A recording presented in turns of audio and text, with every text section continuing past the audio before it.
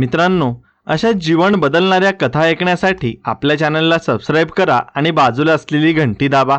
मित्रांनो, सह्याद्रीच्या कुशीत विसावलेल्या सोनपूर नावाच्या एका चिमुकल्या गावात ही गोष्ट घडते. काळ तसा जुनाच, जेव्हा माणसांची मने मातीसारखी मऊ आणि श्रद्धा डोंगरासारखी अढळ होती. सकाळचा प्रहर होता. आकाशात तांबडं फुटलं होतं आणि पक्ष्यांच्या किलबिलाटाने अवघं गाव जागं होत होतं. गावाच्या वेशीवर नदीकाठी एक छोटीशी झोपडी होती. ती झोपडी होती विठूची. विठू हा जातीचा कुंभार. दिसायला रापलेला वर्ण, कष्टाने घट्टे पडलेले हात आणि पण डोळ्यात कमालाची चमक. विठू मातीशी खेळायचा नाही, तर तो मातीला जिवंत करायचा. त्याने घडवलेली मडकी, गाडगी आणि खेळणी पंचक्रोशीत प्रसिद्ध होती. पण विठूचं खरं कसब होतं ते मूर्ती घडवण्यात. विठू, अरे ऐकलंस का? सूर्य वर आलाय, आता तरी उठ. झोपडीतून त्याची पत्नी सुमतीने साथ घातली. सुमती म्हणजे विठूच्या संसाराचा कणा.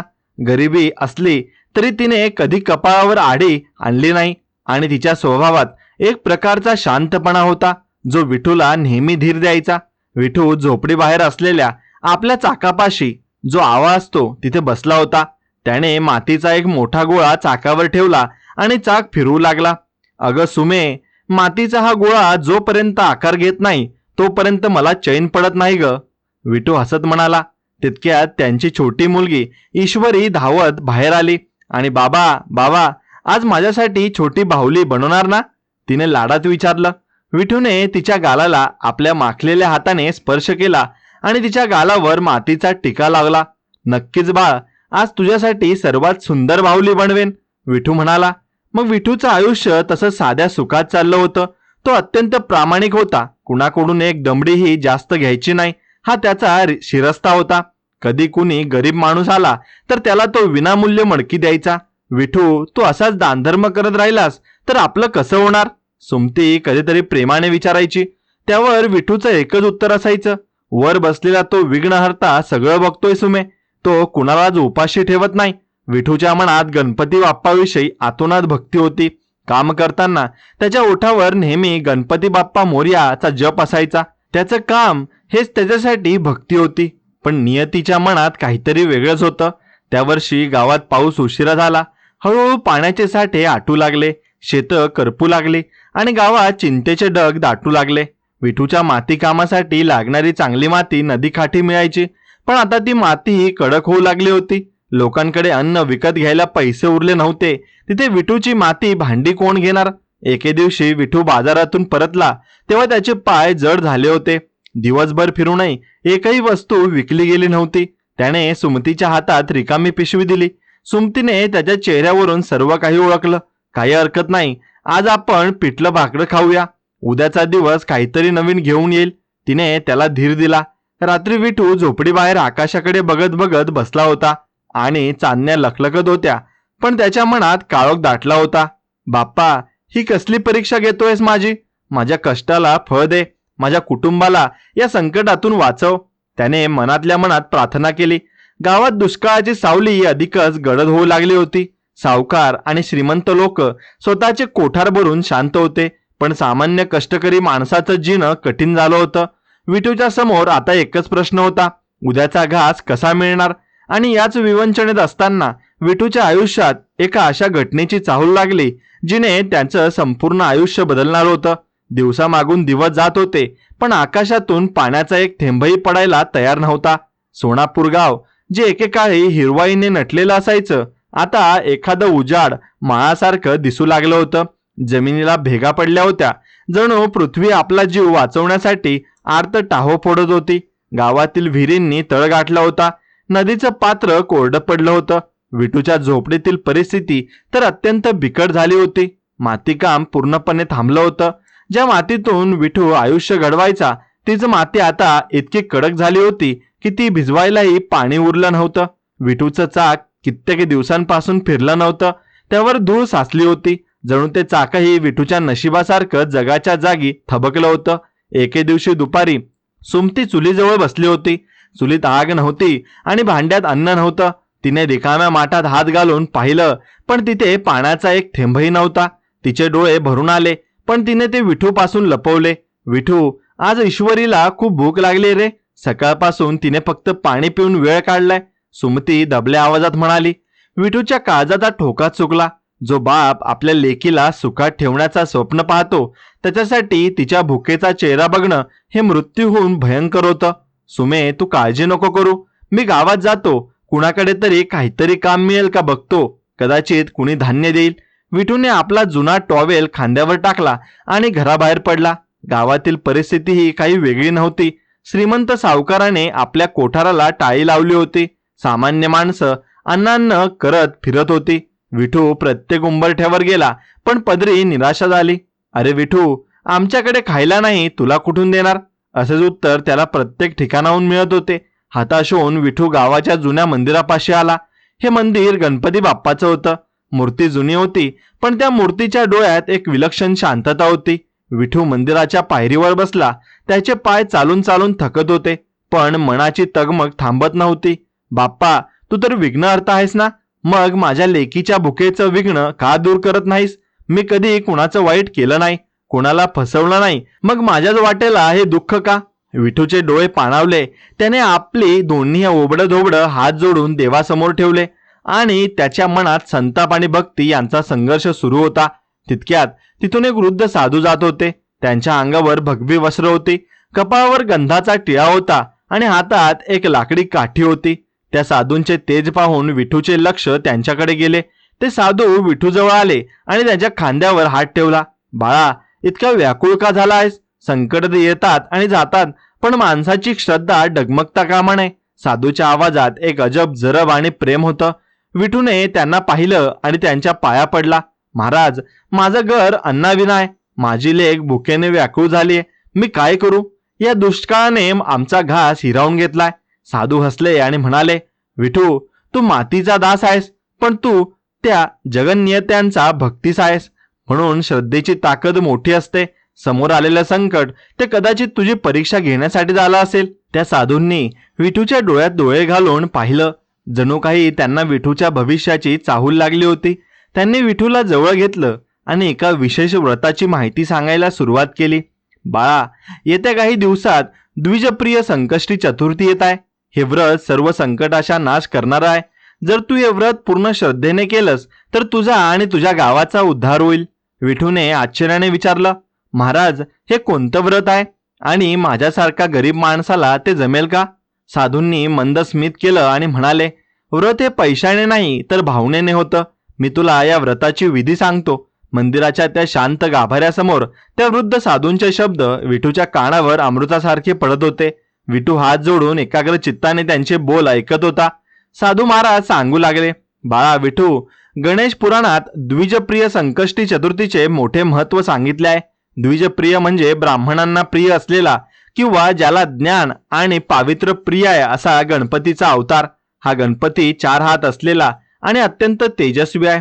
हे व्रत केल्याने मनुष्याच्या जीवनातील दारिद्र्य आणि संकटाचा नाश होतो, पण त्यासाठी हवी असते ती म्हणजे अढळ श्रद्धा. विठूने नम्रपणे विचारले, महाराज, या व्रताचे नियम काय आहेत? माझ्यासारखा गरीब माणूस ते कसं करू शकेल? साधूंनी मृदू स्वरात सांगितले, नियम कठीण नाहीत, पण ते मनापासून पाळायला हवेत. संकष्टीच्या दिवशी सूर्योदयापासून ते चंद्रोदयापर्यंत कडक निर्जळी उपवास करायचा. दिवसभर मनात ओम गण गणपते हे नमः किंवा विघ्नहर्त्याचा नामजप करायचा. सायंकाळी चंद्रोदयानंतर चंद्राला अर्घ्य देऊन गणपतीची पूजा करायची आणि मगच अन्नाचा कण जिभेवर ठेवायचा. मुख्य म्हणजे या दिवशी कोणाचेही मन दुखवायचे नाही आणि जो समोर येईल त्याला यथाशक्ती मदत करायची. विठू विचारात पडला. आधीच घरात अन्नाचा ठणठणा होता आणि त्यात कडक उपवास करणं शरीराला कदाचित जमेलही, पण पूजेसाठी लागणारी साहित्य, फुले, दुर्वा, नैवेद्यासाठी गूळ, खोबरं हे कुठून आणणार? साधू जणू विठूच्या मनातलं ओळखलं होतं आणि ते हसले आणि म्हणाले, विठू, बाप्पाला सुवर्ण मुद्रा नको असतात, त्यांना फक्त भाव हवा असतो. तुझ्याकडे जे काही असेल, अगदी शुद्ध पाणी आणि मनापासून वाहिलेली एखादी दुर्वा ही त्यांना चालते, म्हणून तुझा प्रामाणिकपणाच तुझा सर्वात मोठा नैवेद्य आहे. साधू महाराजांच्या शब्दांनी विठूच्या मनात एक नवीन उमेद जागवली. त्याला वाटलं, कदाचित बाप्पाने ज्या साधूच्या रूपात आपल्याला हा मार्ग दाखवलाय. विठूने मनोमन निर्णय घेतला आणि काही झालं तरी मी हे व्रत पूर्ण श्रद्धेने करणार. माझ्या कुटुंबासाठी आणि माझ्या गावासाठी मी बाप्पाला साकडं घालणार. विठूने साधूंच्या चरणांना स्पर्श केला आणि जेव्हा तो वर उठला तेव्हा त्याला तिथे कोणीच दिसले नाही. तो वृद्ध साधू जणू हवेत विरून गेला होता. विठू थक्क झाला. त्याच्या मनात एक विलक्षण शांतता आणि शक्ती संचारली होती. तो वेगाने घराकडे धावला. झोपडीत पोहोचल्यावर त्याने सुमतीला सर्व वृत्तांत सांगितला. सुमे, आज मला साक्षात देवानेच मार्ग दाखवलाय. येत्या संकष्टीला मी द्विजप्रिय संकष्टी चतुर्थीचं व्रत करणार आहे. बाप्पा नक्कीच आपल्यावर कृपा करेल. सुमतीने विठूच्या डोळ्यात एक वेगळी चमक पाहिली. तिनेही आनंदाने संमती दिली. तुम्ही म्हणताय तर नक्कीच काहीतरी चांगलं घडेल. आपण दोघं मिळून हे व्रत करूया. विठूने आपल्या चाकाकडे पाहिलं. ते धूळ खात पडलेलं चाक आता त्याला साथ घालत होतं. त्याने मनाशी ठरवलं की केवळ उपवासच नाही तर या संकष्टीला तो बाप्पाची एक सुंदर मातीची मूर्तीही घडवेल. पण गावातील परिस्थिती मात्र वेगळीच होती. श्रीमंत सावकाराला जेव्हा विठूच्या या निश्चयाबद्दल समजलं तेव्हा तो कृस्थितपणे हसला. ज्याला स्वतःच्या पोटाची भरायची सोय नाही तो आता व्रत वैफल्य करणार. बघूया तुझा गणपती तुला कसा वाचवतो. अशी टीका गावकऱ्यांमध्ये सुरू झाली. पण विठू या कशानेही डगमगला नाही. त्याच्यासमोर आता एकच ध्येय होतं, संकष्टीचा तो पवित्र दिवस. व्रताचा निश्चय झाला आणि विठूच्या अंगात जणू नवचैतन्य संचारलं. शरीरात अन्नाचा कण नव्हता पण मनात मात्र बाप्पाच्या आगमनाची ओढ होती. त्याने ठरवलं की या संकष्टीला तो बाजारातून मूर्ती आणण्याऐवजी स्वतःच्या हातांनी बाप्पाचं रूप घडवेन. पण प्रश्न होता मातीचा. दुष्काळामुळे नदीकाठची माती दगडासारखी कडक झाली होती. सुमे, मी नदीवर जातोय. बाप्पासाठी थोडी शुद्ध माती शोधून आणतो. विठू आपल्या हातातलं जुनं घमेलं घेऊन निघाला. पण नदीवर पोहोचल्यावर विठूचं हृदय पिळवटून निघालं. जिथे एकेकाळी खळाळतं पाणी असायचं तिथे आता फक्त वाळू आणि भेगाळलेली जमीन उरली होती. विठूने अनेक ठिकाणी खणून पाहिलं पण प्रत्येक ठिकाणी फक्त कोरडी धूळच हाताला लागत होती. बाप्पा, तुझी मूर्ती घडवण्यासाठी मला थोडी तरी माती दे रे. विठूने आर्त साकडं घातलं. अचानक त्याचं लक्ष एका जुन्या वड्याच्या झाडाकडे गेलं. त्या झाडाच्या पारंब्या जमिनीला टेकल्या होत्या. विठू तिथे गेला आणि त्याने तिथे खणायला सुरुवात केली. आश्चर्य होतं म्हणजे वडाचं दाट सावलीमुळे तिथे खालची माती अजूनही थोडी ओलसर होती. विठूच्या डोळ्यात आनंदाश्रू तरळले. त्याने ती पवित्र माती गोळा केली आणि मनोमन वडाच्या झाडाला नमन केलं. घरी परतल्यावर विठू माती मळायला बसला. छोटी ईश्वरी त्याच्या शेजारी येऊन बसली. बाप्पा, बाप्पाचं रूप कसं असणार? तिने निरागसपणे विचारलं. विठू हसून म्हणाला, बाप्पाचं हे रूप द्विजप्रिय असेल. तो ज्ञानाचा आणि आनंदाचा सागर आहे. तू बघच, तो आपली सर्व संकट नक्कीच दूर करेल. विठू मूर्ती घडवण्यात मग्न झाला. इकडे सुमतीने घराची स्वच्छता केली. घर साधंच होतं पण ते आता भक्तिभावाने उजळून निघालं होतं. तिने उरलेलं थोडं पीठ वापरून 2 भाकरी केल्या आणि विठूला जेवायला बोलावलं. पण विठूने नकार दिला. सुमे, उद्या व्रत आहे. आजपासून मी माझे विचार आणि शरीर बाप्पाच्या चरणी अर्पण केले आहेत. तू आणि ईश्वरी जेवून घ्या. दुसऱ्या दिवशी विठू पूजेसाठी काही दुर्वा आणि फुले आणायला गावात गेला. वाटेत त्याला गावाचा श्रीमंत सावकार धनीराम भेटला. धनीराम आपल्या घोड्यावर बसून गावात फेरफटका मारत होता. विठूच्या हातातील मातीची मूर्ती बघून त्याने घोडा थांबवला. काय रे कुंभारा, घरात खायला दाणा नाही आणि तू हे काय उद्योग मांडले आहेतस? धनीरामने उत्सुकपणे विचारलं. त्याच्या मागे उभे असलेली त्याचे 2-4 चापलूस लोकही हसले. अरे, देव काही तुझ्यासारख्या गरिबांच्या उपवासाने प्रसन्न होत नसतो. त्यासाठी सोन्या चांदीचे दागिने आणि मोठी दानदक्षिणा लागते. उगाच उपासमार करून जीव नको घालू. विठू शांतपणे उभा होता. त्याने सावकाराच्या डोळ्यात डोळे घालून धीर गंभीर आवाजात उत्तर दिलं. सावकार, बाप्पाला सोन्याचा नाही तर श्रद्धेचा मोह असतो. ज्याने सृष्टी निर्माण केली त्याला आपण काय देणार? मी फक्त माझं मन त्याला अर्पण करतोय. आणि राहिला प्रश्न पोटाचा, तर ज्याने जन्म दिलाय तो घासही नक्कीच देईन. विठूचं हे उत्तर ऐकून सावकार चवताळला. मोठा आला ज्ञानी. बघूया उद्या तुझा हा मातीचा देव तुला काय देतो ते. जर उद्या संध्याकाळपर्यंत पाऊस पडला नाही किंवा तुझ्याकडे काही चमत्कार झाला नाही तर लक्षात ठेव, तुला तुझं चाक आणि झोपडी माझ्याकडे गहाण ठेवावी लागेल. विठूने काही न बोलता फक्त मान झुकवली आणि तो पुढे निघाला. त्याला माहिती होतं की लढाई फक्त त्याच्या पोटाची राहिली नव्हती तर ती त्याच्या श्रद्धेची आणि बाप्पाच्या अस्तित्वाची झाली होती. संध्याकाळ झाली. विठूने बाप्पाची अत्यंत देखणी मूर्ती साकारली होती. बाप्पाच्या चेहऱ्यावरचं ते स्मितहास्य पाहून सुमती आणि ईश्वरीला आपल्या भुकेचा विसर पडला. विठूने मनोमन बाप्पाला नमस्कार केला आणि उद्याच्या संकष्टीच्या व्रतासाठी स्वतःला तयार केलं.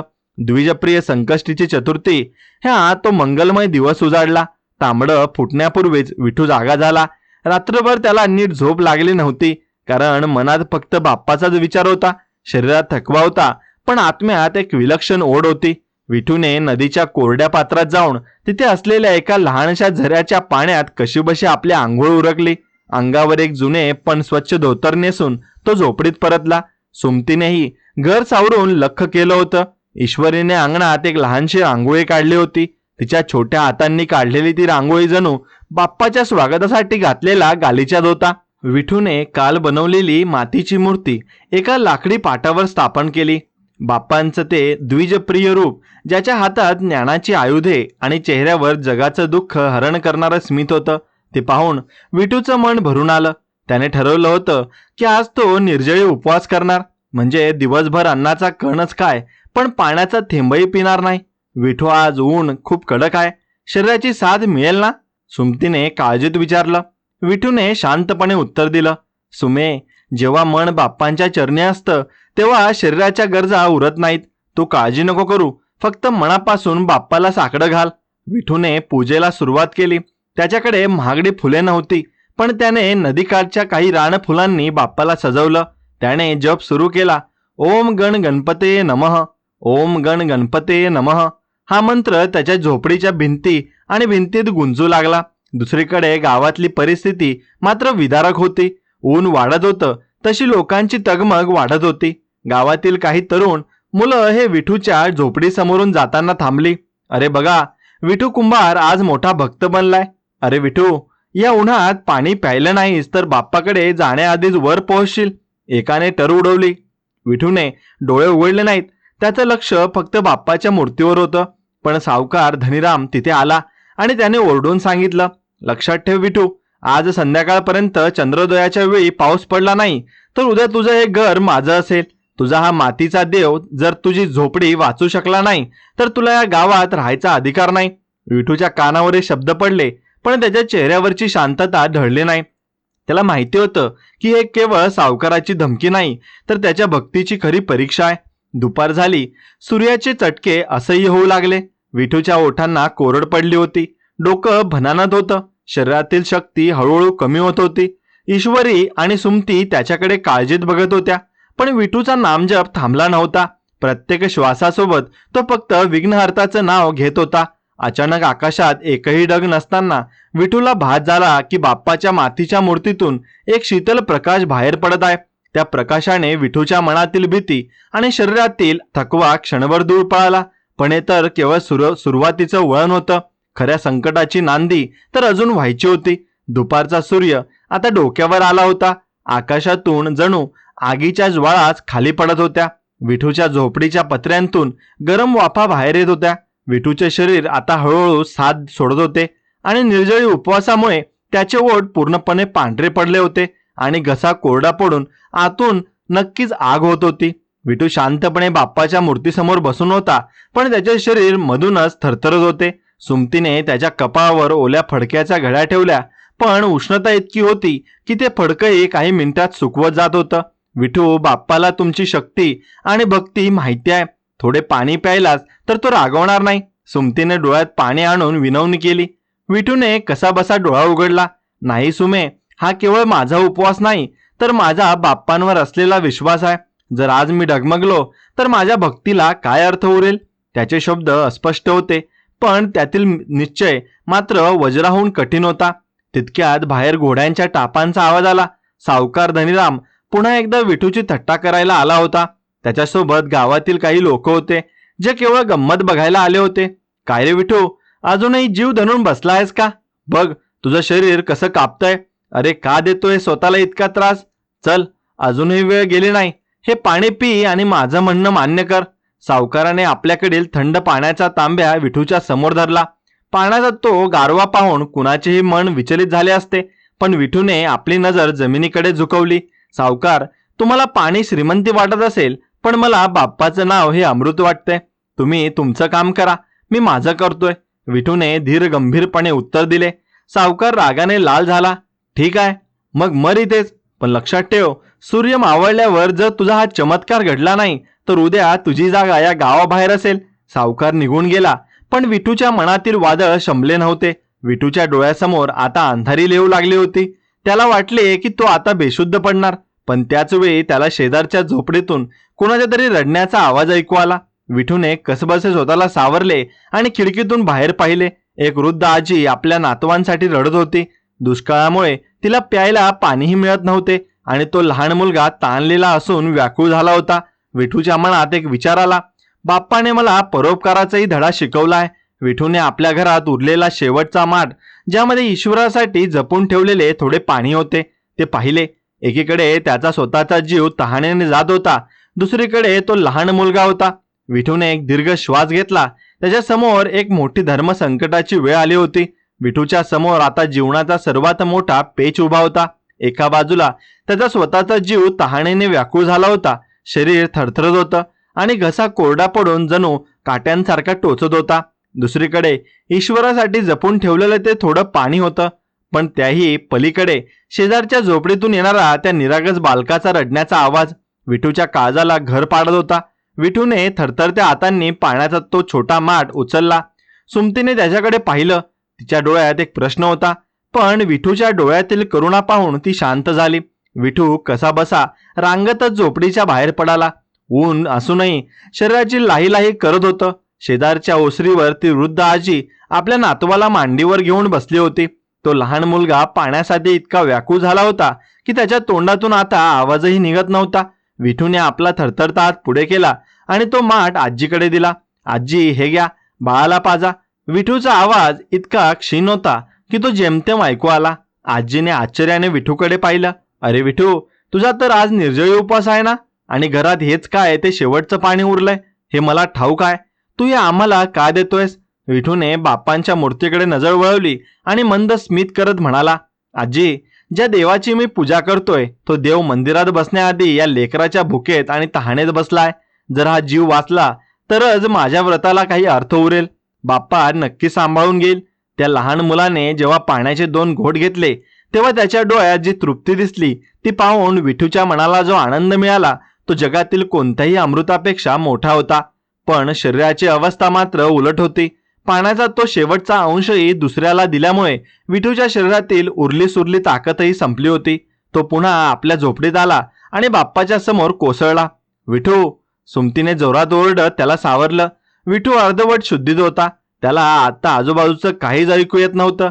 फक्त एकच आवाज त्याच्या मनात गुंजत होता, त्या म्हाताऱ्या साधूचे शब्द, परोपकार हा सर्वात मोठा नैवेद्य आहे. इकडे गावात ही बातमी वाऱ्यासारखी पसरली. विठूने स्वतःचा जीव धोक्यात घालून शेवटचं पाणी दुसऱ्याला दिलं. लोक कुजबुंजू लागले. काही लोकांना विठूचं कौतुक वाटलं, तर सावकार धनीराम आणि त्याच्या माणसांनी याला वेडेपण ठरवलं. बघा रे, हा कुंभार आता मरणाच्या दारात आहे. सूर्य मावळायला आलाय, पण आकाशात ढगाचा पत्ता नाही. याच्या श्रद्धेचा आता अंत होणार आहे. सावकार गर्वाने ओरडला. सूर्य हळूहळू क्षितिजाकडे झुकू लागला. आकाशाचा रंग केशरी तांबडा झाला होता. विठूच्या झोपडीत आता शांतता पसरली होती. ईश्वरी बाप्पाच्या मूर्तीसमोर बसून रडत होती. बाप्पा, माझ्या बाबांना नीट कर. आम्हाला काही नको, पण माझ्या बाबांना वाचव. संध्याकाळची वेळ झाली. संकष्टीचा तो कठीण दिवस आता आपल्या अंतिम टप्प्याकडे सरकत होता. विठू शुद्धीवर नव्हता, पण त्याचे होठ अजूनही हलत होते. ओम गण गणपते नमः. गावातले लोक आता विठूच्या झोपडीबाहेर जमा होऊ लागले होते. कोणाला वाटत होतं की विठू आता वाचणार नाही, तर कोणाला त्या विघ्नहर्त्याच्या चमत्काराची अपेक्षा होती. आकाशात अजूनही चांदण्या दिसू लागल्या नव्हत्या आणि चंद्राचा पत्ता नव्हता. पण अचानक वारं सुटलं. एक थंडगार झुळूक आली, जिने दुपारच्या त्या दाहक उष्माला स्पर्श केला. संध्याकाळची छाया अधिकच गडद झाली होती. विठूच्या झोपडीत समईचा मंद प्रकाश तेवत होता. विठू जमिनीवर आडवा झाला होता. त्याचे शरीर पूर्णपणे निस्तेज पडले होते. सुमती आणि ईश्वरी त्यांच्या शेजारी बसून बाप्पाचा धावा करत होत्या. गावातील कोलाहल हळूहळू शांत झाला होता, पण एक अनामिक भीती वातावरणात रेंगाळत होती. अचानक झोपडीच्या बाहेर कुणीतरी कवाडावर थाप मारली. कुणी आहे का घरात? ओ कुंभारदादा. एक कापरा आणि थकलेला आवाज कानावर पडला. सुमतीने दचकून बाहेर पाहिले. दारात एक अतिशय वृद्ध जर्जर झालेला प्रवासी उभा होता. त्याचे कपडे फाटलेले होते, डोक्यावरचे केस पांढरे झाले होते आणि त्याच्या हातात एक जुनी काठी होती. तो तहानेने आणि भुकेने इतका व्याकुळ दिसत होता की त्याला नीट उभं राहणंही कठीण झालं होतं. माय, थोडं पाणी मिळेल का? दिवसभराचा प्रवास आहे, जीव कासावी झालाय. त्या वृद्धाने गयावया केली. सुमती द्विधेत पडली. घरातलं शेवटचं पाणी विठूने आधी शेजारच्या मुलाला देऊन टाकलं होतं. आता घरात पाण्याचा एक थेंबही शिल्लक नव्हता. विठू स्वतः मरणाच्या दारात होता. ती त्या वृद्धाला काय सांगणार? विठूने कसेबसे आपले डोळे उघडले. त्या अनामिक वृद्धाचा आवाज त्याच्या कानावर पडला होता. त्याने सुमतीला खुणेने जवळ बोलावले. सुमे, बाहेर कोण आहे? त्याने अत्यंत क्षीण आवाजात विचारले. विठू, एक गरीब प्रवासी आलाय, पाणी मागतोय. पण तुला तर ठाऊक आहे, घरात पाणीच नाहीये. सुमतीचे डोळे भरून आले. विठूने प्रयत्नपूर्वक स्वतःला सावरले आणि तो बसण्याचा प्रयत्न करू लागला.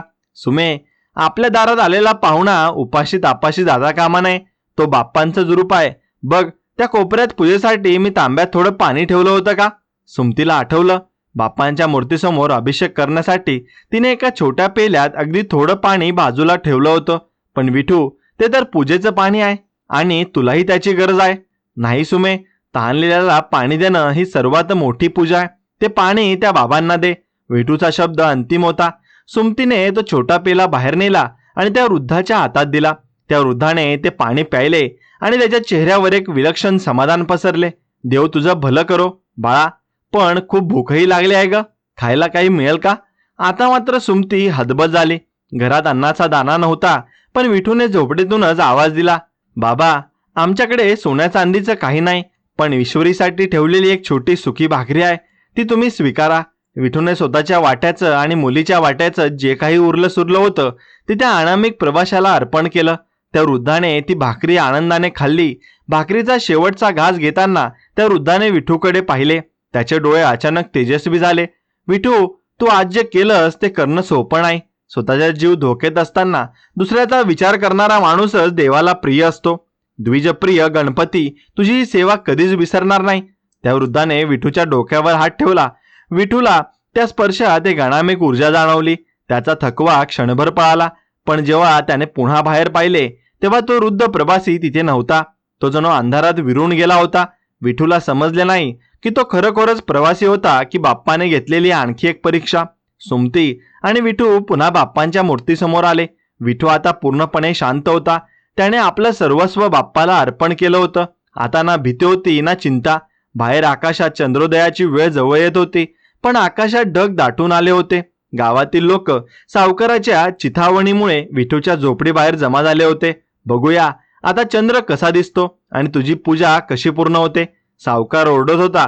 विठूने मात्र डोळे मिटले आणि केवळ बाप्पाचे ध्यान धरले. संध्याकाळचे 7 वाजले आणि 7 वाजून गेले होते. पंचांगानुसार चंद्रोदयाची वेळ जवळ आली होती. पण निसर्गाचा खेळ काही वेगळाच सुरू होता. ज्या आकाशातून दिवसभर आगीच्या ज्वाळा बरसत होत्या तिथे आता काळ्याकुट्ट ढगांनी गर्दी केली होती. हे दृश्य पाहून गावकऱ्यांच्या मनात संक्षिप्त भावना होत्या. एका बाजूला पावसाची आशा होती, पण दुसरीकडे विठूसाठी हा मोठा अडथळा होता. संकष्टीच्या नियमानुसार जोपर्यंत चंद्रदर्शन होत नाही आणि चंद्राला अर्घ्य दिले जात नाही तोपर्यंत उपवास सोडता येत नव्हता. विठूची अवस्था आता अत्यंत चिंताजनक झाली होती. त्याचे शरीर पूर्णपणे थंड पडले होते, पण कपाळावर मात्र घामाचे थेंब साचले होते. सुमतीने त्याला सावरत भिंतीला टेकून बसवले होते. विठू, डोळे उघडा. बघा, बाहेर ढग आलेत. कदाचित बाप्पा पावणार, पण चंद्र कसा दिसणार? सुमतीचा आवाज भीतीने थरथरत होता. विठूने कसेबसे डोळे उघडले. त्याच्या नजरेसमोर अंधारी येत होती, तरी त्याने समोर ठेवलेल्या बाप्पाच्या मातीच्या मूर्तीकडे पाहिलं. मूर्तीच्या चेहऱ्यावरचे ते स्मित अजूनही तसेच होते आणि जणू बाप्पा त्याला सांगत होता, धैर्य धर विठू, परीक्षा अजून संपलेली नाही. बाहेर सावकार धनीराम आपल्या मशाली घेऊन उभा होता. त्याच्यासोबत जमलेली गर्दी आता कुजबुजू लागली होती. बघा रे, काय नशीब आहे या कुंभाराचं. पाऊस हवा होता तेव्हा आला नाही आणि आता जेव्हा याला चंद्र बघायचा आहे तेव्हा ढगांनी आभाळ झाकून टाकलंय. बाप्पालाही याची भक्ती मान्य नसावी बहुधा. सावकार मोठमोठ्याने हसत म्हणाला. धनीराम विठूच्या झोपडीत दारात येऊन ओरडला. काय रे विठू, चंद्रोदय झालाय, पण तुझा चंद्र कुठे आहे? जर पुढच्या काही घटकात तुला चंद्र दिसला नाही आणि तू तुझी पूजा पूर्ण करू शकला नाहीस तर उद्या सूर्योदयाला तुझं घर रिकामा हवं मला. तुझा हा देव तुला साथ द्यायला विसरलाय वाटतं. विठूच्या कानावर हे शब्द पडले, पण त्यानं उत्तर दिले नाही. त्याने आपले दोन्ही हात जोडले. शरीरात इतकी ताकद उरली नव्हती की तो हात वर करू शकेल, पण मनाची शक्ती मात्र अफाट होती. त्याने मनातल्या मनात गणपतीशी संवाद साधायला सुरुवात केली. हे विघ्नहर्ता, हे द्विजप्रिय देवा, मी हे व्रत माझ्या स्वार्थासाठी नाही तर तुझ्यावरच्या श्रद्धेपोटी आणि माझ्या गावाच्या कल्याणासाठी धरलाय. जर मी खऱ्या मनाने तुझी सेवा केली असेल तर मी आज त्या अनामिक प्रवाशाला आणि त्या बालकाला दिलेला घास तुला पोहोचला असेल. तर मला ही शक्ती दे की मी तुझं व्रत हे पूर्ण करू शकेन. मला चंद्र दाखव किंवा नको दाखवू, पण माझी भक्ती अपूर्ण राहू देऊ नकोस. विठूचे प्राण जणू कंठाशी आले होते. त्याला श्वास घेताना त्रास होत होता. ईश्वरीने आपल्या बाबांचे हात धरले होते. बाबा, तुम्ही झोपू नका, बाप्पा येईल, चंद्रही येईल. ती निरागसपणे रडत होती. तिचे ते शब्द विठूच्या काळजाला चिरत होते. अचानक वातावरणातला गारवा वाढला. ढगांचा गडगडाट झाला, पण तो पाऊस नव्हता तर फक्त कोरडे ढग होते. गावातले लोक आता कंटाळून परत जाऊ लागले होते. काही नाही होणार, हा विठू आता संपलाय असे म्हणत लोक पाठ फिरवू लागले. सावकारही विजयी मुद्रेने हा आपल्या वाड्याकडे निघू लागला. पण त्या क्षणी विठूच्या झोपडीत एक चमत्कारिक शांतता पसरली. विठूच्या अंगणात अचानक एक वीज संचारल्यासारखं झालं. त्याने डोळे उघडले, जे आता पूर्वीपेक्षा जास्त तेजस्वी दिसत होते. त्याने सुमतीच्या हाताला धरून उभे राहण्याचा प्रयत्न केला. विठू, काय करताय? बसा खाली, सुमती ओरडली. नाही सुमे, मला बाहेर ने, चंद्र आलाय, विठू एका वेगळ्या आवाजात म्हणाला. हा आवाज विठूचा नव्हता तर त्याच्या अढळ विश्वासाचा होता. विठू झोपडी बाहेर आला. आभाळ अजूनही काळ्या ढगांनी झाकलेले होते. कोठेही चंद्राचा प्रकाश नव्हता. सावकार थांबला आणि मागे वळून म्हणाला, कुठे आहे चंद्र? वेडा झाला आहेस का? विठूने आकाशाकडे बोट दाखवले आणि डोळे मिटून बाप्पांचा जयघोष केला. आणि काय आश्चर्य, त्या गंडात काळ्या ढगांच्या मधून एक अतिशय तेजस्वी प्रकाशाची तिरीप जमिनीवर आली आणि ती प्रकाशाची रेघ थेट विठूने बनवलेल्या बाप्पांच्या मूर्तीवर पडली. आणि पाहता पाहता ढग जणू कोणीतरी कापले असावेत तसे बाजूला झाले आणि त्यातून द्विजप्रिय गणपतीच्या मुकुटासारखा तेजस्वी पूर्ण चंद्र प्रकट झाला. पूर्व गाव थक्क झालं आणि सावकाराच्या हातातील मशाली गळून पडली. काळ्या ढगांच्या मधून प्रकटलेल्या त्या चंद्राने अवघ्या सोनपूर गावाला लख्ख प्रकाशात न्हावून काढले. तो प्रकाश केवळ आकाशातून येत नव्हता तर जणू विठूच्या आढळ श्रद्धेचे ते प्रतिबिंब होते. सावकार धनीराम आणि त्याची लोक स्तब्ध होऊन दुष्ट पाहत राहिले. ज्या निसर्गाने पावसासाठी साथ दिली नव्हती तोच निसर्ग आता विठूच्या भक्तीसमोर नतमस्तक झाला होता. विठूने थरथरत्या हातांनी पाण्याचे अर्घ घेतले. सुमतीने ताम्हण धरले होते आणि ईश्वरीने समयी उजळली होती. विठूने चंद्राकडे पाहून मंत्रोच्चार केला. ओम सोमाय नमः. चंद्राला अर्घ्य अर्पण करताना विठूच्या डोळ्यातून आनंदाश्रू वाहू लागले. बाप्पा, तू आज माझं रक्षण केलंस, माझी ही तुच्छ सेवा स्वीकारलीस, मी धन्य झालो. तो मनोमन फुटफुटला. अर्घ्य देऊन झाल्यावर विठू पुन्हा आपल्या झोपडीत त्याने घडवलेल्या त्या देखण्या मातीच्या मूर्तीसमोर बसला. आता त्याच्या अंगात थकवा उरला नव्हता, उलट एक विलक्षण चैतन्य संचारले होते.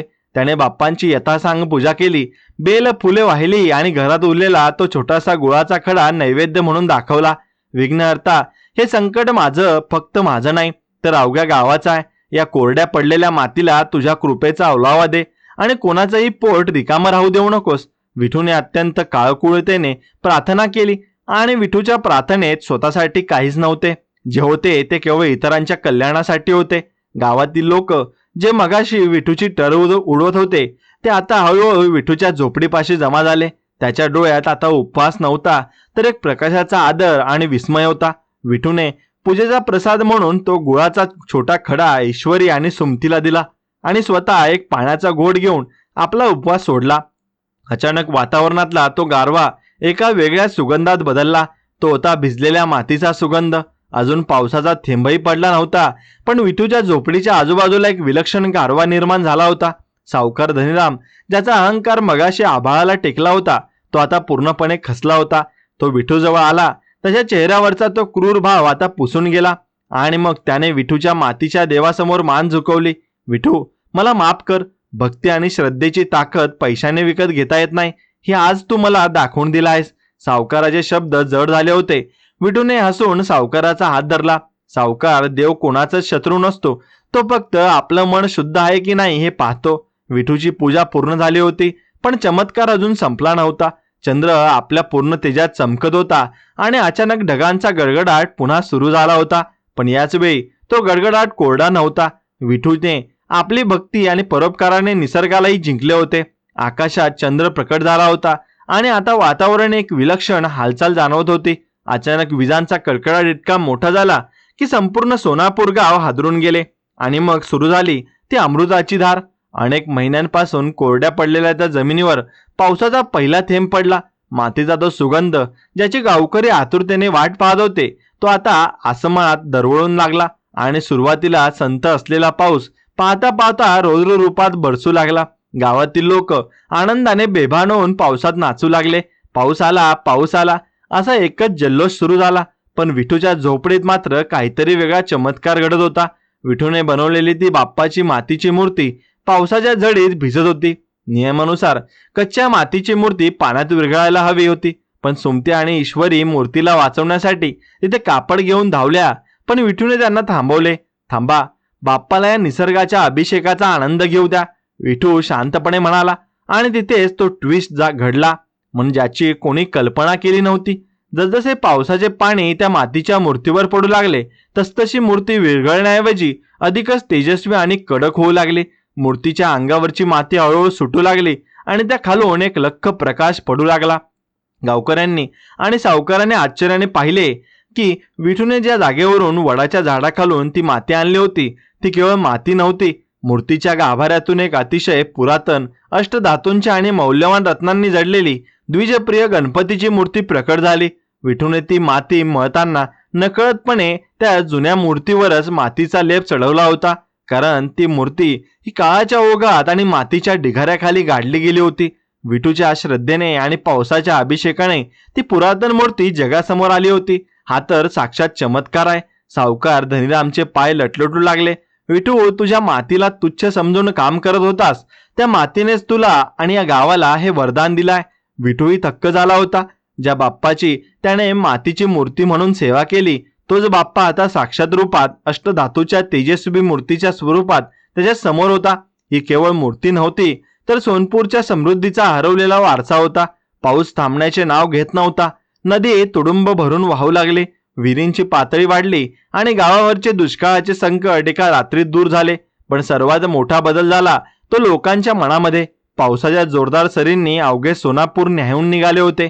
विठूच्या झोपडी समोरचा तो लख्ख प्रकाश आणि अष्टधातूची ती दिव्य मूर्ती पाहून गावकऱ्यांचे डोळे दिपले होते. ज्या मातीच्या ढिगाऱ्याला लोक तुच्छ मानत होते त्याच मातीने आज साक्षात विघ्नहर्त्याला जन्म दिला होता. सकाळ झाली. पावसाचा जोर आता कमी झाला होता, पण हवेत एक नवा उत्साह आणि मातीचा ओलसर सुगंध दरवळत होता. गावातील ओढे नाले खळाळून वाहत होते. विठूच्या झोपडीबाहेर आता लोकांची मोठी रांग लागली होती. कालपर्यंत जो विठू एक गरीब कुंभार होता तो आज गावाचा तारणहार बनला होता. सावकार धनीराम सर्वात आधी तिथे पोहोचला. त्याच्या हातात सोन्याचे दागिने किंवा मशालीच नव्हत्या, तर त्याच्या चेहऱ्यावर एक पश्चातापाची छटा होती. विठू, आजपर्यंत मी तुला आणि तुझ्या देवाला कमी लेखलं. माझं ज्ञान, माझी श्रीमंती या बाप्पांच्या एका चमत्कारासमोर शून्य ठरले आहे, असे म्हणत सावकाराने विठूच्या पायावर डोके टेकवले. सावकार, असं करू नका. हे सगळं बाप्पांचं कौतुक आहे. मी तर केवळ एक माध्यम होतो. विठूने त्याला नम्रपणे उठवले. विठूच्या या साधेपणाने लोकांची मने अधिकच जिंकली. सावकाराने जाहीर केले की विठूने शोधलेली ही मूर्ती ही सोनापूरची जुनी कुलदेवता आहे, जी अनेक वर्षापूर्वी आक्रमकापासून वाचवण्यासाठी जमिनीखाली लपवून ठेवली होती. विठू, तू या गावाला केवळ पाऊसच नाही तर आपल्या हरवलेला ठेवा मिळवून दिला आहेस. आजपासून तुझी ही झोपडी नाही तर इथे बाप्पांचे एक भव्य मंदिर उभं राहील आणि तुझा संसार सांभाळण्यासाठी जबाबदारी या संपूर्ण गावाची असेल. विठूच्या आयुष्यात आता समृद्धीचे दिवस आले होते, पण विठू बदलला नाही. त्याने सावकाराने दिलेल्या धनाचा उपयोग गावातील शेती सुधारण्यासाठी आणि गरिबांच्या मदतीसाठी केला. सुमती आणि ईश्वरी आता सुखात होत्या, पण त्यांचा आनंद दागिन्यात नव्हता तर बाप्पांच्या दररोजच्या सेवेत होता. ज्या ईश्वरीने भुकेने व्याकुळ होऊन डोळे मिटले होते तिच्या हातात आता प्रसादाचे मोदक होते. ज्या विठूचं चाक धूळ खात पडलं होतं ते आता बाप्पाच्या सेवेसाठी सुंदर मूर्ती घडवण्यात मग्न झालं होतं. लोकांच्या नजरेत आता विठू हा केवळ कारागीर नव्हता तर तो बाप्पांचा एक महान भक्त होता. पण कथेत अजून एक वळण बाकी होतं. विठूला समजलं होतं की संकट केवळ परीक्षा घेण्यासाठी येत नाहीत तर ती आपल्याला सत्याची आणि माणुसकीची ओळख करून देण्यासाठी येतात. सोनापूर गावाचं रूप आता पूर्णपणे पालटलं होतं. ज्या मातीत भेगा पडल्या होत्या तिथे आता हिरवं गर्द गवत आणि डोलणारी शेतं दिसू लागली होती. विठूच्या झोपडीपाशी सापडलेली ती द्विजप्रिय गणपतीची ती अष्टधातूची मूर्ती आता गावाची अस्मिता बनली होती. पण या सर्वांच्या केंद्रस्थानी होता तो म्हणजे विठू, एक साधा कुंभार. ज्याच्या अढळ श्रद्धेने साक्षात देवाला जमिनीतून बाहेर यावं लागलं आणि ते भाग पडलं होतं. सावकार धनीरामने आपला वाडा आणि संपत्तीचा मोठा वाटा मंदिरासाठी अर्पण केला. गावाच्या मध्यभागी जिथे विठूने ती मातीची मूर्ती बसवली होती तिथे एका भव्य पाषाणी मंदिराचं काम सुरू झालं. विठूला हे मंदिराचा मुख्य विश्वस्त बनवण्याचा प्रस्ताव गावकऱ्यांनी मांडला, पण विठूने तो अत्यंत नम्रपणे नाकारला. मंडळी, मी केवळ एक माती घडवणारा माणूस आहे. बाप्पाची सेवा करणं हेच माझं भाग्य आहे. मला कसल्याही पदाचा मोह नाही. विठूचे हे शब्द ऐकून लोकांच्या मनात त्याच्याबद्दलचा आदर शतगुणी वाढला. विठूने एकच विनंती केली की मंदिराच्या गाभाऱ्यातील सजावट आणि बाप्पांसाठी लागणारी मातीची पात्र घडवण्याचं काम त्याला मिळावं. विठूच्या प्रामाणिकपणाचं फळ त्याला केवळ धनाच्या स्वरूपात मिळालं नव्हतं, तर एका मानाच्या स्वरूपात मिळालं होतं. पंचक्रोशीतील लोक आता विठूला विठू कुंभार नाही तर विठू भक्त म्हणून ओळखू लागले होते. लांबून लांबून लोक बाप्पाच्या दर्शनाला येत आणि जाताना विठूच्या हाताला स्पर्श करून जात. त्याला वाटायचं की ज्या हातांनी देवाला स्पर्श केलाय त्या हातात नक्कीच काहीतरी दैवी शक्ती आहे. विठूच्या घरात आता अन्नाची उणीव नव्हती. सुमतीने कधी स्वप्नातही पाहिलं नव्हतं इतकं सुख आता त्याच्या पायाशी लोळण घेत होतं. पण विठू आणि सुमतीने आपले पाय जमिनीवरच ठेवले होते. ते आजही त्याच साध्या झोपडीत राहत होते. जोपर्यंत मंदिर पूर्ण होत नाही, ईश्वरी आता शाळेत जाऊ लागली होती. विठूने तिच्यासाठी एक सोन्याची लहानशी मूर्ती बनवून घेतली होती, तर तिला विद्येचं दान देण्यावर भर दिला, कारण द्विजप्रिय गणपतीला ज्ञान अत्यंत प्रिय आहे. एके दिवशी राजाच्या राजधानीतून राजाचा एक खास दूत सोनापूरला आला. राजाला या चमत्काराची बातमी समजली होती. दूताने विठूला राजाचं आमंत्रण दिलं आणि सोबत सोन्याच्या मोहरांनी भरलेली पिशवी दिली. महाराज म्हणतात की ज्याने इतकी महान मूर्ती शोधली त्याचा सन्मान राज दरबारात व्हायला हवा. दूत म्हणाला. विठूने ती पिशवी हातात घेतली आणि क्षणाचाही विचार न करता ती दूताला परत केली. हे धन माझ्या उपयोगाचं नाही. हे राजाला सांगा की जर त्यांना माझा सन्मान करायचा असेल तर माझ्या गावातील शेतकरी बांधवांसाठी एक मोठा तलाव बांधून द्यावा, जेणेकरून भविष्यात कधीच कोणाला पाण्याची कमतरता भासणार नाही आणि कोणाची लेक उपाशी झोपणार नाही. विठूच्या या निष्प्रिय वृत्तीने तो दूत धक्क झाला आणि त्याने राजाला जाऊन सर्व वृत्तांत सांगितला. राजाने विठूच्या सांगण्यावरून सोनापूरमध्ये एक भव्य तलाव बांधला, ज्याला विठू सागर असं नाव देण्यात आलं. विठूच्या एका निर्णयामुळे संपूर्ण गावाचं भविष्य सुरक्षित झालं होतं. हीच तर खरी भक्तीची पावती होती. स्वतःसाठी काही न मागता केवळ लोककल्याणाचा विचार करणं हेच विठूच्या द्विजप्रिय संकष्टी व्रताचं खरं यश होतं. विठूच्या चाकावर आता राजघराण्यातील भांडी नाही तर बाप्पाच्या मंदिरासाठी लागणारे दिवे आणि कळस घडवले जात होते. सोनापूर गावात हा रूप आता एखाद्या नंदनवनासारखं भासू लागलं होतं.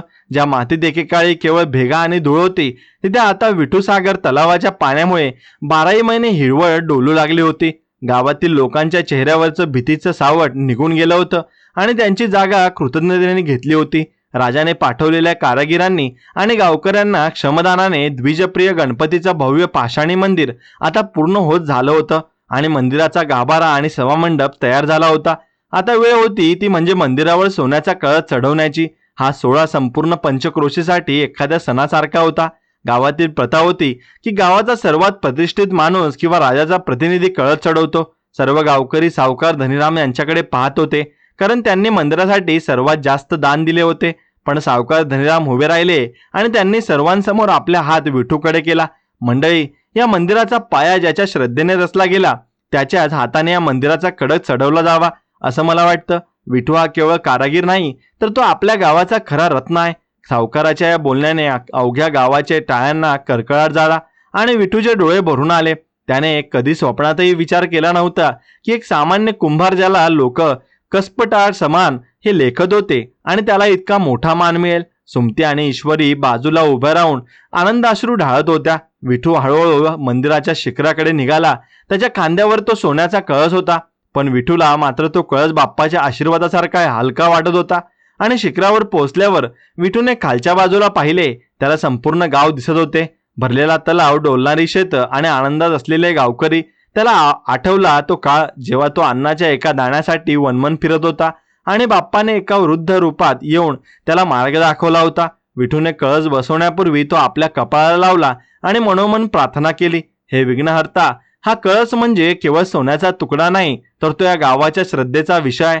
आमचं हे गाव नेहमी असं सुखी आणि समाधानी राहू दे. जसा विठूने कळस शिखरावर स्थापन केला तसा मंदिराच्या घंटांचा मोठा आवाज आला आकाशातून फुलांचा वर्षाव झाला.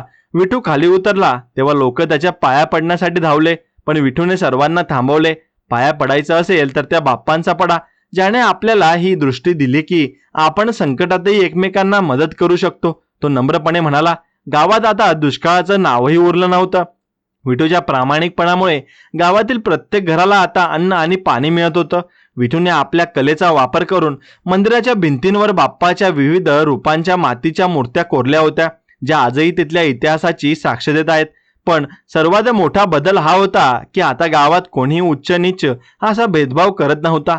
विठूने सर्वांना शिकवलं होतं की भक्ती जातीत नसते तर ती माणुसकीत असते. काळ संतपणे पुढे सरकत होता, पण सोनापूरच्या मातीतून भक्तीचा तो सुगंध कधीच कमी झाला नाही. अनेक वर्ष उलटली. विठू आता म्हातारा झाला होता. त्याचे केस पांढरे झाले होते, नजर थोडी मंदावली होती, पण त्याच्या चेहऱ्यावरची ती सात्विक शांती आणि बाप्पांप्रती असलेली ओढ तशीच होती.